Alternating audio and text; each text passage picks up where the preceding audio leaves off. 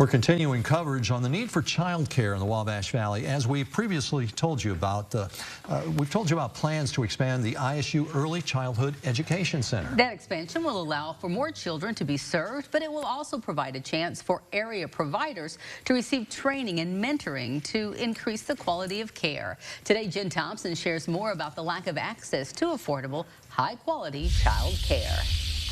We talk more and more about the fact that from birth to 5, a child's brain is growing and learning faster than any other point in their lives. And yet, in those formative first years, Holly Kurtzinger, the director of Indiana State University's Early Childhood Learning Center, says parents find themselves on waiting lists. The majority of the programs in our region are waitlisted.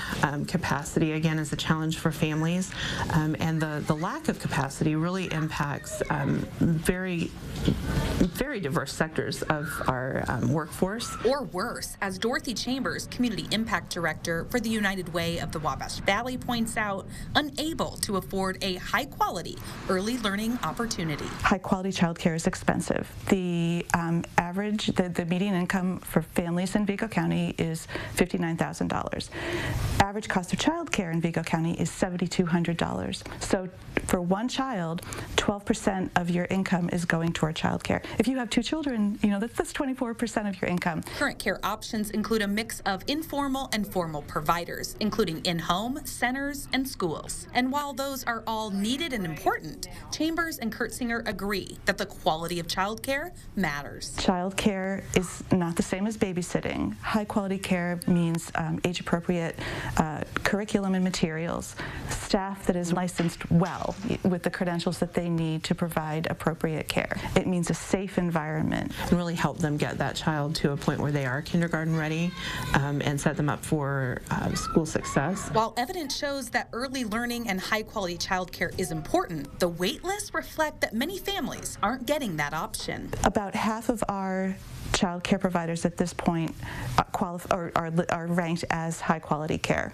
So, how do we bridge the gap to provide access to all families? First, helping providers understand what high-quality care is. Secondly, providing funds to help providers transform facilities into high-quality programs. And part of that is training up the early childhood workforce, something ISU plans to offer in their new Early Childhood Education Center. It is not a problem that any one entity is positioned to solve. Working together, working collaboratively, like through private sector, through government, through our local employment opportunities, Ivy Tech and ISU working collaboratively. And then when we look at our family serving agencies, Chances and Services for Youth, and then United Way and the Success by 6 initiative, we need to leverage all of those resources.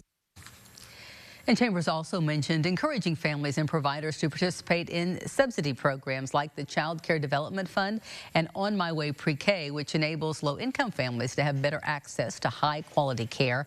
Currently, about 87% of Vigo County providers participate in the program.